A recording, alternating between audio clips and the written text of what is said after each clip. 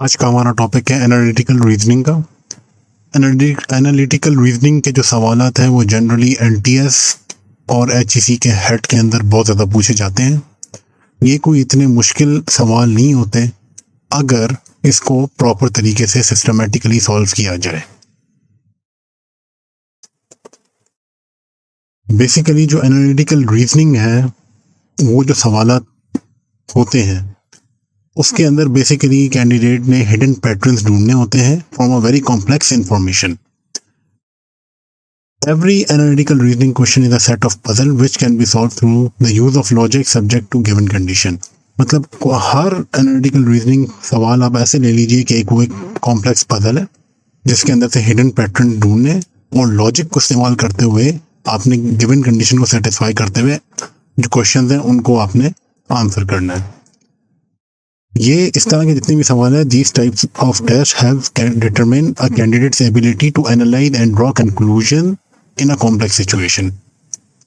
Generally Pakistan के अंदर ये जो गेट है एनटीएस का उसके अंदर और एचईसी का जो हेड है उसके अंदर इस तरह के सवालात काफ़ी आते हैं।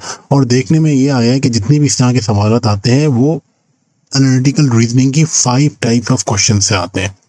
तो 5 टाइप्स ऑफ क्वेश्चन, जो सबसे पहली इसमें जो टाइप है क्वेश्चन की वो है क्लासिफिकेशन, दूसरी सीटिंग प्लेसिंग, तीसरी कंपैरिजन, चौथी सीक्वेंशियल, पांचवी रिलेशनशिप टाइप क्वेश्चंस की है। जो क्लासिफिकेशन टाइप है उसके अंदर आपको किसी भी चीज़ों के नाम दे दिए जाएंगे, फिर वो पूछेंगे बताइए किस ये वाली जो कैटेगरी है, ये वाली जो चीज़ है वो किस कैटेगरी के अंदर लाई कर रही है। इस तरह से क्लासिफिकेशन टाइप ऑफ क्वेश्चंस पूछे जाते हैं। सीटिंग प्लेसिंग में यह होगा कि बता देंगे कि 4 कैंडिडेट है वो बैठे हैं, बताएं पहला कैंडिडेट के लेफ्ट पे क्या है, दूसरे कैंडिडेट के राइट पे क्या है, तीसरे कैंडिडेट के लेफ्ट पे क्या है। इस तरह के सवाल होते हैं सीटिंग प्लेसिंग में। कंपैरिजन टाइप के अंदर ये होगा कि वो 4 बंदों के नाम बता देंगे, फिर कहेंगे कि एक ही बंदा ये काम करता है, एक बंदा वो काम करता है, अब बताएं इसमें से कंपेयर करें। या कोई 4 बहन भाई होंगे, उनके नाम बता देंगे, उनकी कुछ क्वालिटीज़ बता देंगे, फिर पूछेंगे बताएं कि कौन सा इनमें बड़ा है, कौन सा इनमें छोटा है, कौन सा इनमें सबसे छोटा है। इस तरह के सब टाइप होते हैं। सीक्वेंशियल के अंदर वो सीक्वेंस के बारे में पूछेंगे। फॉर एग्जांपल अगर एक वीक के अंदर 5 दिन काम हो रहा है और हर दिन एक स्पेसिफिक बंदा आके काम कर रहा है, तो बताए कि पहले दिन किसने काम किया, दूसरे दिन किसने काम किया, तीसरे दिन किसने काम किया। इस तरह के सवाल होंगे। और रिलेशनशिप टाइप क्वेश्चंस के अंदर जो है वो किसी भी कैंडिडेट और किसी भी चीज़ का रिलेशनशिप पूछ लेंगे with respect to their family members या with respect to their profession. इस तरह के सवाल होंगे। ये आगे जाके हम बारी बारी एक एक को डिस्कस करेंगे। ये होते हैं 5 टाइप ऑफ एनालिटिकल रीजनिंग के सवाल जो पाकिस्तान के अंदर बहुत ज़्यादा पूछे जाते हैं। अच्छा, अब एनालिटिकल रीजनिंग के जो सवाल है जब भी आपने सॉल्व करने हैं तो सबसे पहले आपने उधर लॉजिक का इस्तेमाल करना है। लॉजिक का लाजमी इस्तेमाल करना है। अगर लॉजिक और लॉजिकली नहीं आप इसको सॉल्व करेंगे तो आपके सारे सवाल गलत हो जाएंगे। इसका और कोई तरीका नहीं है सॉल्व करने का। लॉजिक और ऑर्गेनाइज करके, क्योंकि इंफॉर्मेशन बहुत ज़्यादा और बहुत ज़्यादा कॉम्प्लेक्स दी होती है, तो उसके अंदर उसका तरीका यही है कि आप उसको लॉजिकली और सही तरह ऑर्गेनाइज करके आप सवाल को सॉल्व करें। सबसे अच्छा कुछ रूल्स हैं जो आपने फॉलो करने हैं। पहला रूल तो ये हो गया कि read the question passage carefully. जो भी क्वेश्चन दिया हुआ हो उसके अंदर जो पैसेज दिया हुआ है उसको आपने केयरफुली पढ़ना है, उसकी तमाम कंडीशंस को पढ़ना है और अपनी रिलेशनशिप्स अपने पास बना लेनी है। दूसरा रूल ये है नेवर इंट्रोड्यूस अजम्पशंस। आपने अपनी तरफ से कोई भी अजम्पशन जो है उसके अंदर इंट्रोड्यूस नहीं करवानी। Whenever reading a condition listed in a question, never introduce an assumption. For instance, if A is taller than B, then you cannot say that A will always be heavier than B unless listed in the question. For example, अगर question के अंदर आपको ये उन्होंने condition दी है कि A is taller than B, तो आपने सिर्फ इसी हद तक रहना है। आपने यही बताना है कि A B से बड़ा है और इससे आगे या पीछे नहीं जाना। ये नहीं कि आपने ये सोचना है कि अगर A बी से बड़ा है तो लाजमी तौर पे ए का वजन भी बी से ज़्यादा होगा।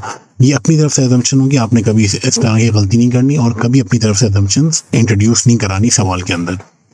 तीसरा रूल ये है कि क्वेश्चन इंडिपेंडेंस का आपने बहुत ज़्यादा ख्याल करना है।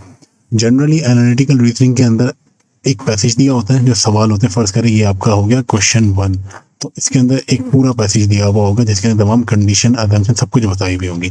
फिर उसके नीचे इन्होंने MCQs पूछे होंगे, एक 2, 3, 4, फॉर एग्जाम्पल 4 सवाल उस पैसेज से रिलेटेड पूछने होंगे, हर सवाल की भी स्टेटमेंट होगी और फिर उसके बाद आपको 4 एमसीक्यू की ऑप्शन दी हुई होंगी। इस तरह करके सवाल जनरली पूछे जाते हैं एनालिटिकल रीजनिंग के अंदर। तो जो क्वेश्चन के जो पैसेज की जो कंडीशन होगी वो कंडीशन तमाम क्वेश्चंस पे अप्लाई होंगी, लेकिन जो क्वेश्चन की इंडिपेंडेंटली जो क्वेश्चन के अंदर जो कंडीशन और सवाल पूछा जाएगा वो सिर्फ उसी क्वेश्चन से रिलेटेड होगा और वो आगे अगले क्वेश्चंस पे कैरी फॉरवर्ड नहीं होगा। मतलब क्वेश्चन 1 के अंदर जो चीज़ें पूछी होंगी वो खाली इसी क्वेश्चन के अंदर अप्लाई होंगी और इधर ख़त्म हो जाएंगी। क्वेश्चन 2 के अंदर क्वेश्चन 1 की कंडीशन नहीं चलेंगी। इस तरह करके आपने क्वेश्चन की इंडिपेंडेंस को लाजमी ख्याल रखना है कि ये हर क्वेश्चन इंडिपेंडेंट होगा। अच्छा, अब रूल 4 कहता है कि आपने highlight text, draw diagram, unorganise information. आपने अब ये जो इन्फॉर्मेशन दी होगी बहुत ज़्यादा कॉम्प्लेक्स होगी, तो आपने अपने आसानी के लिए ये करना होगा कि जो इंपॉर्टेंट चीज़ आपको लगेगी आपने उसको हाईलाइट कर लेना या अंडरलाइन कर लेना है सब इम्तिहान के अंदर। दूसरी बात ये, आपने इनको कोई सिंबल असाइन कर देने। फॉर एग्जाम्पल अगर वो कहते हैं कि 4 कैंडिडेट्स हैं, एक का नाम अली है, एक का नाम कमर है, एक का नाम बलोच है, एक का नाम जो है ना मदर है, तो आपने इन सबको बजाय इसके पूरा नाम लिखिए अपने उसके अंदर। आप अली को ए कह दें, कासिम को क्यू कह दें, मदर को एम कह दें। इस तरह करके आपने सिंबल्स और नोटेशन बना लेनी है। और दूसरा ये टेबुलर फॉर्म में कर लेना, टेबल्स बना लेने हैं। उससे ये होगा कि जब आप इस इंफॉर्मेशन का टेबल बना लेंगे तो एट अ टाइम आपके सारे सवाल उसी से सॉल्व होना शुरू हो जाएंगे आसानी से। 5वां रूल ये है कि एलिमिनेशन मेथड इस्तेमाल करना है। एलिमिनेशन मेथड ये है कि आपको अगर फर्ज करें एक ही क्वेश्चन है, उसके अंदर कुछ और ऑप्शन दिए, तो आपने सबसे पहले वो क्वेश्चंस को एलिमिनेट करना है जो गलत हो। फर्ज करें आपने ये सवाल पढ़ लिया, आपने देखा कि जो ये आखिरी चॉइस है ये गलत है, तो आपने इसको सबसे पहले एलिमिनेट कर लिया। फिर आपने देखा कि ये वाली भी गलत है, फिर आपने देखा पहली वाली भी गलत है।